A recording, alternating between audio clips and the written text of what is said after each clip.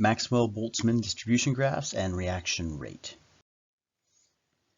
So a Maxwell-Boltzmann distribution graph is essentially a plot of the energy of particles, and we're plotting how many particles have a particular amount of energy. So the number of particles is on the y-axis and the amount of energy is on the x-axis. And this is for a particular given sample of a particular substance. So these graphs can be used to explain a whole bunch of different things about the properties of matter. We're going to be considering what their use is in explaining the rate of reactions. So we know a potential energy diagram. We know that the reactants have a certain amount of energy, and then this is an exothermic one, the products have less energy, and so during the course of the reaction, the reactants become the products. The difference between those two energies are delta H. We know that in order to get the reaction to happen, we've got to put in a certain amount of energy. That's our activation energy. So we do all know that about the amount of energy involved in a particular reaction. What we have been neglecting is that we've been saying that this amount of potential energy for the reactants is one amount. But the problem is that's not entirely true. When you have a sample of matter, not every particle in that sample of matter will have the same amount of energy. And a Maxwell-Boltzmann distribution factors this in. Because remember, if you have a sample and you take its temperature, we know that the temperature is the average kinetic energy. And so we can think of this energy that we're talking about as being sort of like the average amount of energy that the reactants have. But if it's an average, what that means is some particles have more energy and some particles have less energy. A Maxwell-Boltzmann distribution shows us that distribution of energy. So it's going to end up looking like this. We're going to have, again, the number of molecules is on the y-axis. And so very little molecules at the bottom, lots of molecules at the top. And the kinetic energy, or often not labeled on the bottom, is the speed of the particles, but we're going to express that as kinetic energy. And that's labeled on the bottom. So over here would be zero kinetic energy, and over here would be, oh, that's the wrong way, infinite amount of kinetic energy somewhere further down the x-axis there. And so if you were to plot this kinetic energy of molecules, what you'd see is that some of the molecules have a little bit of energy. Some of them have lots of energy. None of them have negative energy. That's not a thing. But some of them have very, very little, just above zero. And some of them have lots of energy. And this is going to continually approach the zero amount, but get less and less. But what we see is that most of them have an average amount of energy. So when we say that the reactants have a certain amount of potential energy, if we're referring to their kinetic energy or their temperature, this is what it would look like. Most of them would have a particular amount of energy. So let's say you had a glass of water sitting on your table there. Most of them would have about 25 degrees Celsius worth of energy, but some particles would have greater energy and some particles would have less energy. A Maxwell-Boltzmann distribution graph tries to show that distribution of energy. Looks very similar to a bell curve that you'd see in terms of students with particular grades. Most people would be somewhere around the average. There are some students that are higher, but the number is much less. And there's some students with a lower grade, and again, the number gets less. It is a nice, almost a normal distribution, almost a bell curve type curve. So concentration and surface area is a factor that affects the rate of reaction, and we know by increasing the concentration or increasing the surface area, which is on the particle scale essentially the same thing, by increasing their concentration or surface area, we increase the rate of reaction. The question is why? So if we look at a potential energy diagram again, so potential energy, and imagine this is the progress of the reaction. If it's an exothermic, they start with some energy as reactants, they end with less energy as products, and they need to overcome a certain amount of activation energy. So they'd have to get up to the activated complex, and there's some amount of energy that needs to go in, and that is the activation energy required to do so, so that the reactants can become the products. That activation energy could correspond to a certain amount of energy on our Maxwell-Boltzmann distribution.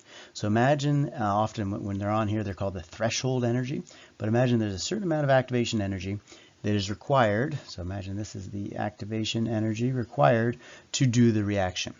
For a given sample, some of them will have enough activation energy. So these guys right here, they do have enough activation energy. They can go through with the reaction because they have enough energy to do so. But the rest of them, these guys over here, don't have enough energy, so they can't do the reaction. What you do when you increase the concentration is imagine we have a second concentration here in, actually let's do green. Second concentration in green.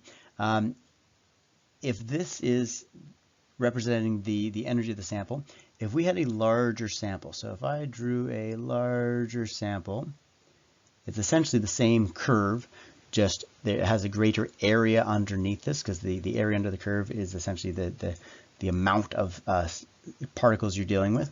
So if I had a greater amount of particles, what I can see is right now there's more particles that have more energy than is required to do the reaction.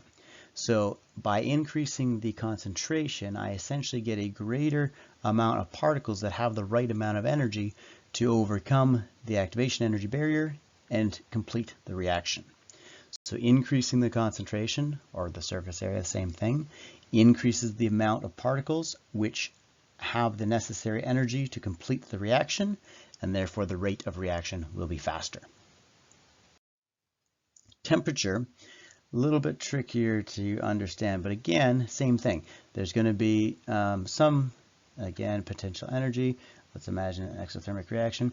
There is some amount of energy that needs to be overcome to allow this reaction to go from reactants to products.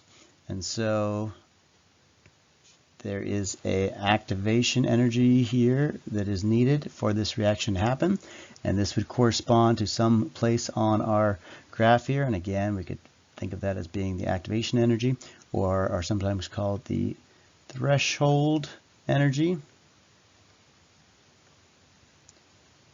But it is the energy required to go from the reactants to the product.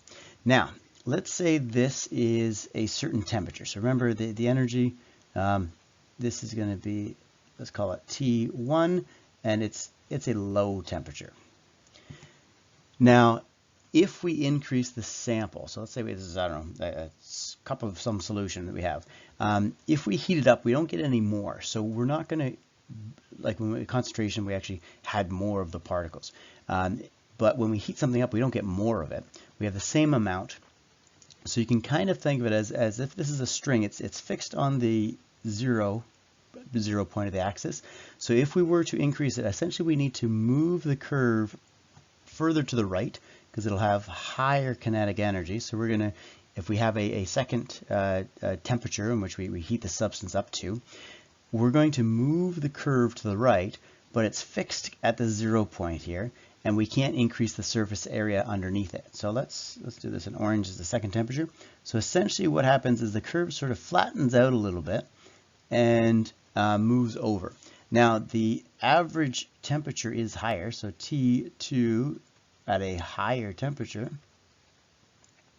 is higher, because remember the average is the temperature, and this average is higher in kinetic energy than this first T1 one was. So we are increasing the temperature. The curve looks like it's lower, but remember the y-axis is the number of particles, not energy, because we're not increasing the sample size. We're essentially just pulling on this tail over here and pulling it along further, and so the curve is going to get a little bit lower down. And anyways, in terms of the rate of reaction, initially at the first temperature, the lower temperature, only this amount of particles down here had enough energy to overcome the activation energy to get the reaction to happen. But at the higher temperature, we now have all of these guys. We have more particles that are beyond the threshold energy or the activation energy needed to get the reaction to happen. So by increasing the temperature from T1 to T2, more particles are able or possess the required energy to overcome the barrier, allowing them to become products, and therefore, if more of them have the necessary energy to get the reaction to happen, the reaction will happen faster. Catalyst. So again, quick quick potential energy diagram. Actually, I think I have a better one here. Oh, look at that. That's much better. Okay, so we have this activation energy that's required. Now, what a catalyst does is it lowers the activation energy, so you don't need quite as much. So imagine, let's do the original one in the purple. So we have this original amount of energy required, and then we have this catalyzed. So that would show up on our graph. We'd say, okay, well, maybe this was the original energy required, the threshold energy or activation energy required to do the original pathway.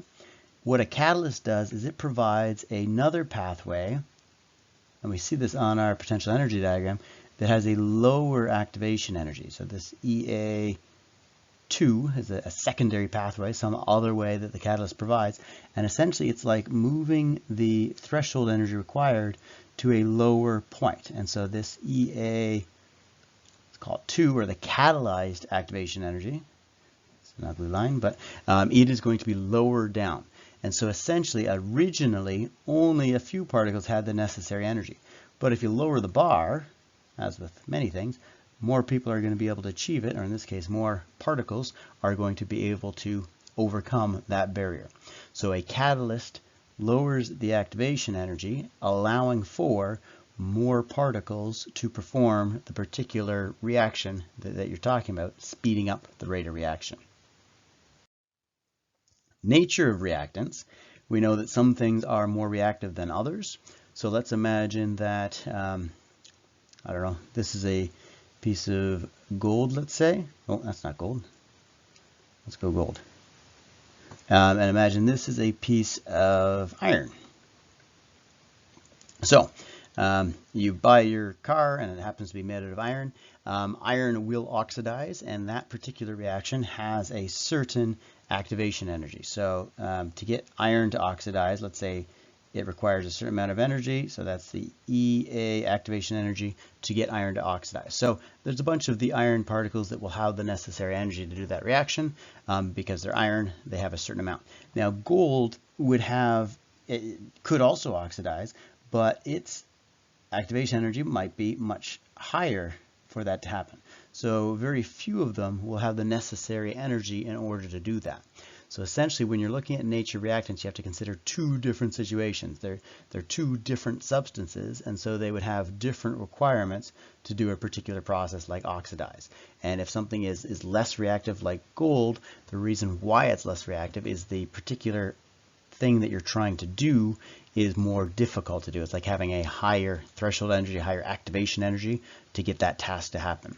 Something more reactive like iron, it is more reactive because the activation energy to do that task is lower down, and therefore more of the particles in the sample are able to overcome that activation energy and do the reaction.